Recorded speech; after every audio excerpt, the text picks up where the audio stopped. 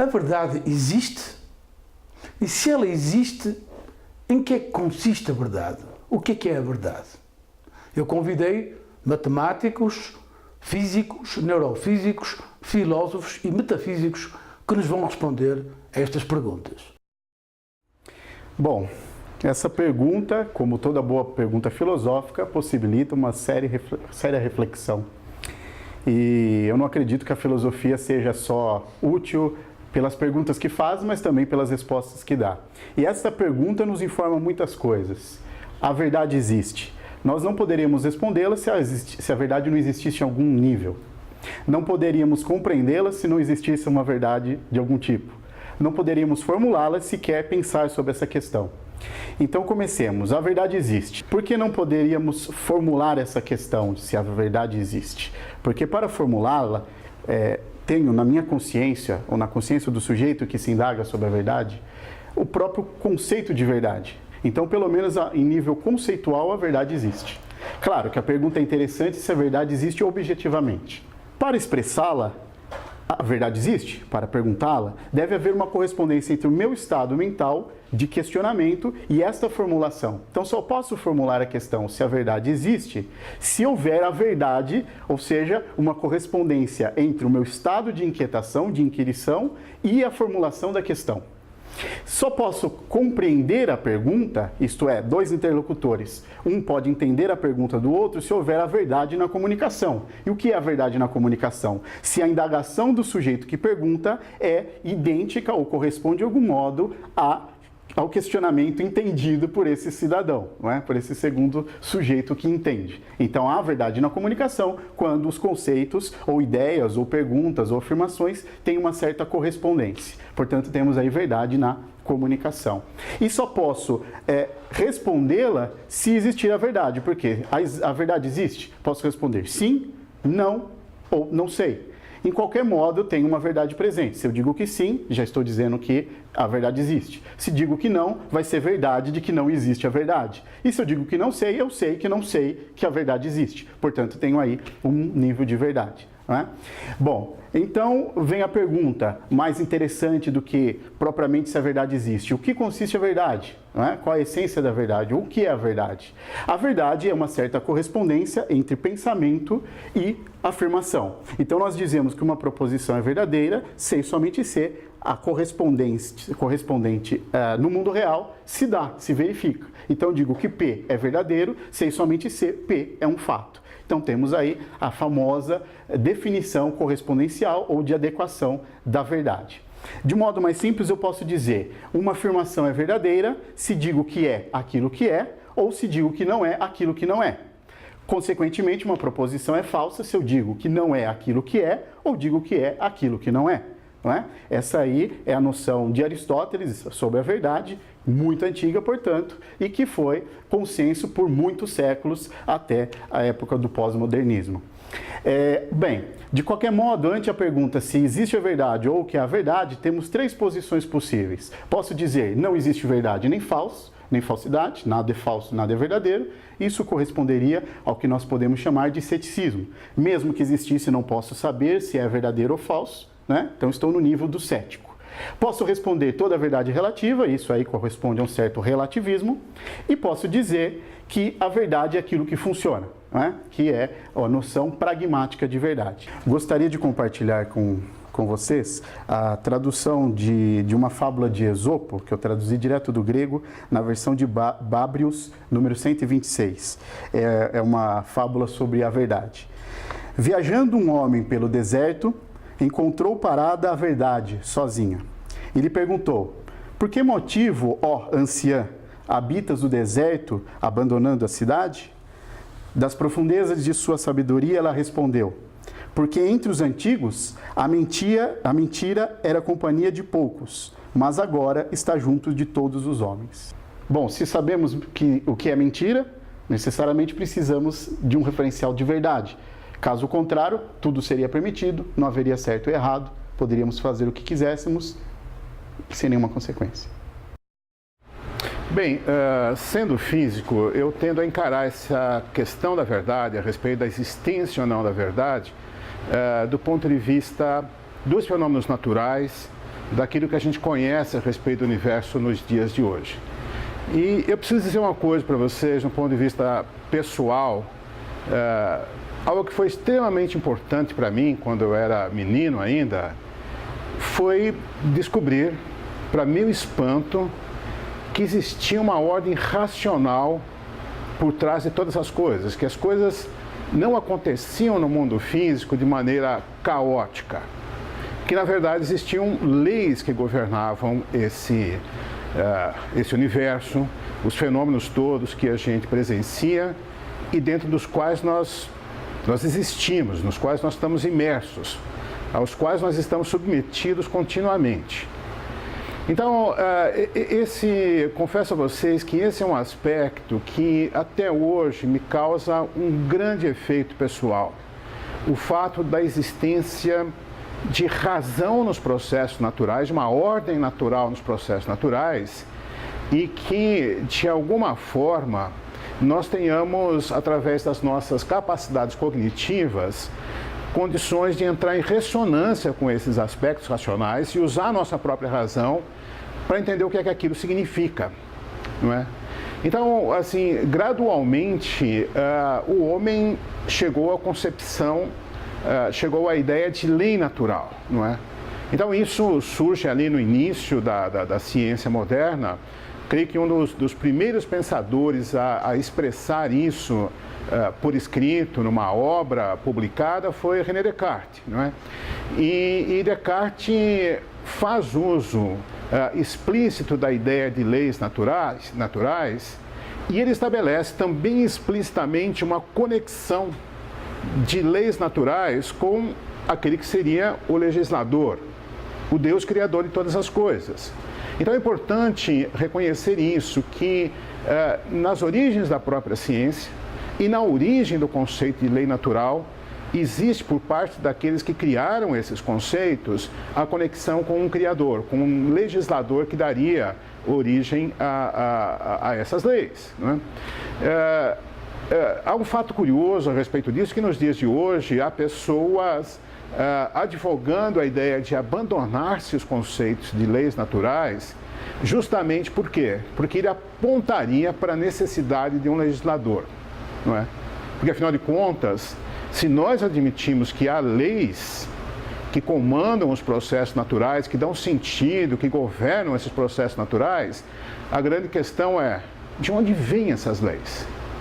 Aliás, chame isso de leis naturais ou não é?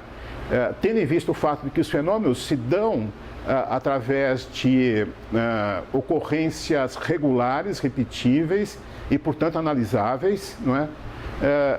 A questão é de onde é que vem essa ordem, de onde é que emana isso e como é que isso está inscrito na natureza, não é? Como é que as coisas sabem que devem se comportar assim ou assado, não é? Isso são questões extremamente interessantes, o que me leva a crer, na verdade, que todo cientista, pelo menos do campo das ciências naturais, tem um tipo de crença, não é? Que para mim, na verdade, implicitamente ou não, conscientemente ou não, acaba sendo um tipo de crença teísta.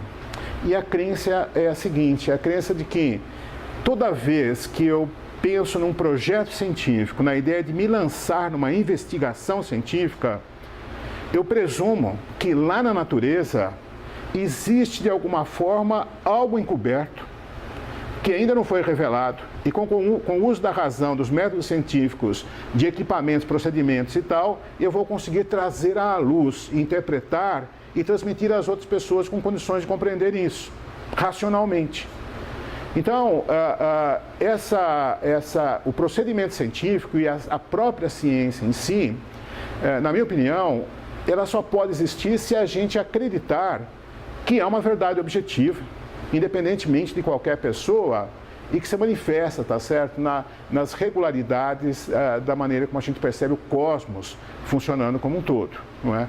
Acho que isso é um dos argumentos mais fortes a respeito da existência de verdades objetivas. E, evidentemente, isso suscita, não é, um número enorme de questões que fogem ao próprio escopo da ciência, e lá vão elas para para o campo da filosofia, da teologia, assim por diante, porque, voltando àquilo que eu já mencionei, de onde é que vêm as leis naturais?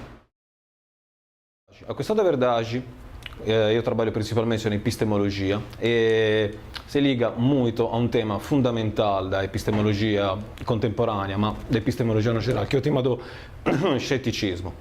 Na história da filosofia temos vários argumentos céticos que foram apresentados, tanto contra a ideia da verdade, a mesma possibilidade de conhecer a verdade, e o que é mais importante é que essa verdade pode também existir, mas não pode ser conhecida pelos seres humanos.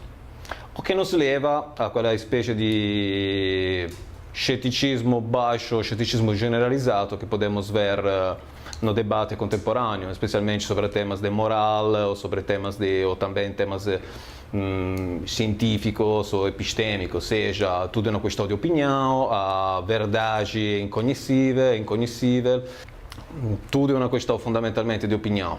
Então, esse tipo de raciocínio foi muito comum na história da filosofia contemporânea. Temos pelo menos 3 filões principais de argumentos céticos.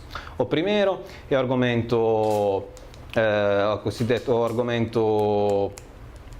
pirrônico, ou seja, o ceticismo pirroniano. A ideia do ceticismo pirroniano é que cada crença, na verdade, pode ser justificada só fazendo apelando às outras crenças mais básicas, que por vezes podem ser justificadas fazendo apelo a outras crenças mais básicas ainda, e aqui para frente. Então, que todas as nossas crenças são fundamentalmente justificadas. Ou as nossas crenças podem ser justificadas fazendo apelo a raciocínios circulares. Tipo, chega um ponto que para justificar as nossas crenças, por exemplo, na existência do mundo exterior, precisamos assumir o que nós devemos demonstrar, seja que há um mundo exterior. Questo è un altro esempio. Un altro tipo di scetticismo è il scetticismo da academia, che nega a mesma possibilidade de conhecimento, que o conhecimento é um standard de mais alto e que, de facto, seria melhor admitir que o conhecimento é impossível e abandonar a mesma pesquisa de buscar um conhecimento verdadeiro, e que isso nos daria quase mais uma tranquilidade no nosso dia a dia. Questa è a forma do scetticismo acadêmico. Una terceira forma de scetticismo mais contemporâneo é o scetticismo radical. Ou seja, já que não podemos excluir de ser vítimas de cenários céticos, por exemplo, eu não posso saber se estou dormindo ou se estou acordado, não poderia saber se sou vítima de um cenário cético, como no filme The Matrix, enquanto os protagonistas de The Matrix, todas as percepções sensoriais dos protagonistas desse filme são, na verdade, o resultado de alucinações determinadas por computadores. E aí para frente. Segundo já que não podemos excluir esse tipo de argumentos céticos, o nosso conhecimento seria virtualmente impossível. Ovviamente há uma literatura virtualmente infinita sobre o ceticismo filosófico e as várias formas de ceticismo filosófico, mas assim como há várias respostas. Só que eu acho mais interessante, que seria interessante discutir com vocês, são as respostas que foram desenvolvidas pelo Sant'Agostino e retomadas pelo Ludwig Wittgenstein, que foi diretamente influenciado por vários autores e também pelo Sant'Agostino. Sant'Agostino é um dos poucos autores que Wittgenstein cita nas suas investigações filosóficas. Então, a ideia anticética do Sant'Agostino contra acadêmicos é a seguinte: o cético nega a verdadeira possibilidade de conhecimento. O cético afirma que não procurar forma de conhecimento, crenças verdadeiras, nos levaria a uma vida melhor. Isso não é o caso. Primariamente perché non ter crenças verdadeiras, perché precisamos de crenças verdadeiras para o nosso dia a dia. Isso é um tema bastante trivial. Se eu, por exemplo, estou precisando de procurar meus óculos ou precisando de desenvolver uma tarefa X, preciso de saber se o mundo exterior existe de verdade, que há um mundo exterior e aqui para frente. Quindi, além de acreditar seriamente no fatto che il conhecimento è impossibile, renderia a vida umana virtualmente impossibile. Un altro argomento che Sant'Agostino usa contra o ceticismo é que, de facto, nós conhecemos muitas coisas. O conhecimento impossível, o mesmo argumento cético é feito utilizando regras de inferência lógica. Então, ou podemos conhecer e utilizar as regras de inferência lógica, modus tollens, ou o mesmo argumento do cético se autorefuta. Um terceiro argumento é que, por exemplo, negando a verdadeira possibilidade do conhecimento, seríamos levados a negar o mesmo sentido das nossas palavras, das expressões nas quais estamos duvidando, estamos expressando a nossa dúvida. Ok, ainda mais destruiria a mesma tentativa di dúvida cética. Além disso, fala o Sant'Agostino, esse é um pensamento que é retomado também em Sobre a Certeza, do Uncertainty, do Ludwig Wittgenstein, é o seguinte: ok, admitimos que nós podemos conhecer verdades a priori e que há verdades a priori, seja as regras da lógica, as regras da inferência são conhecíveis e são verdadeiras. As proposições da matemática são conhecíveis e são verdadeiras. 2 plus 2 faz 4 e isso é inegável, e isso é verdadeiro, isso é universal, isso não é uma questão de opinião. As regras da inferência também não são uma questão de opinião. Todo mundo que tenta se expressar tem que respeitar explicitamente ou explicitamente as regras da inferência.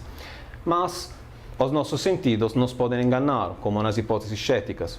Eu poderia estar tendo alucinações, poderia estar sonhando enquanto acho que estou fazendo uma palestra, na verdade poderia estar dormindo, e aí para frente.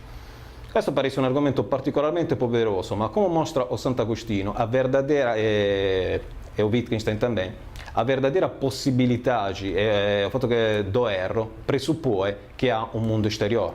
Se nós podemos falar, se nós podemos pensar e acreditar no fatto que os nossos sentidos podem nos enganar, é porque nós já temos experiências verdadeiras, porque os nossos sentidos são geralmente confiáveis.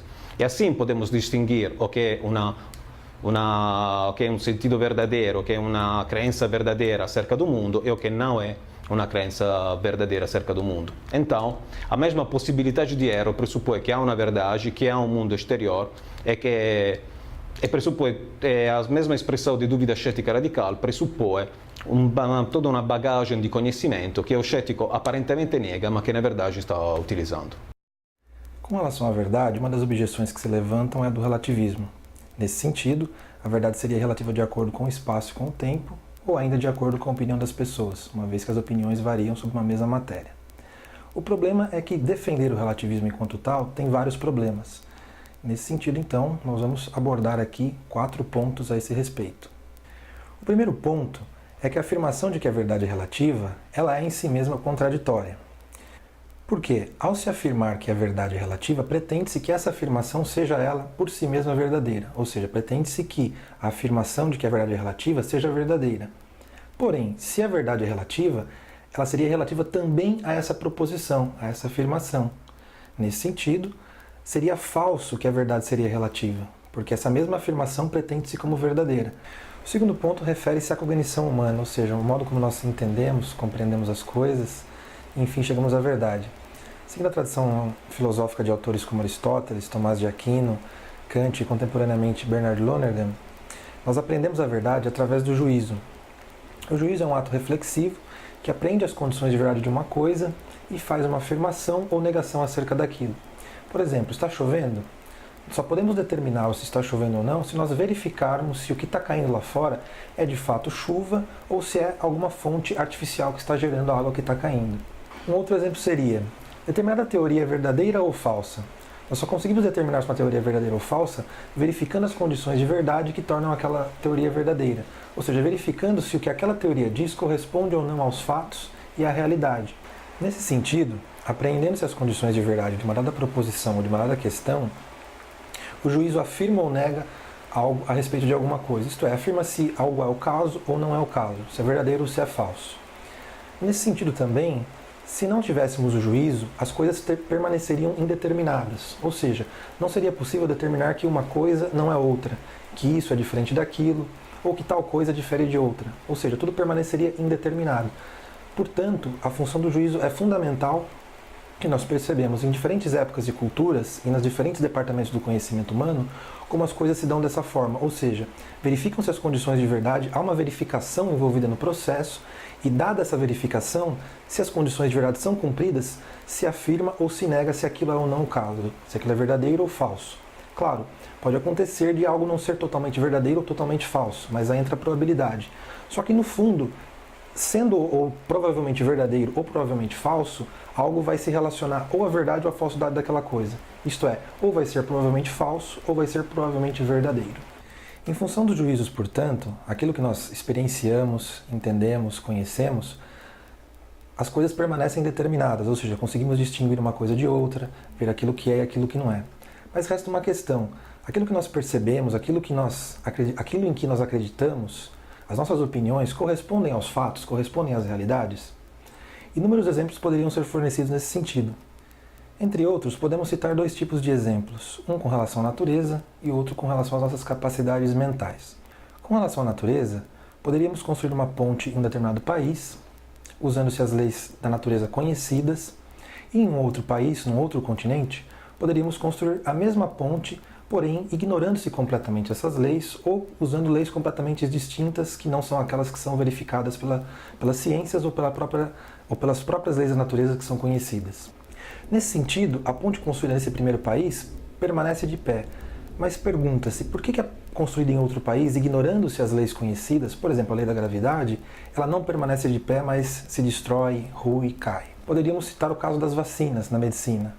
Se a verdade fosse relativa, as vacinas que são feitas para se aplicar à maioria da população mundial, elas não funcionariam para a maioria da população. Claro que elas não funcionam para todo mundo, mas para a grande maioria.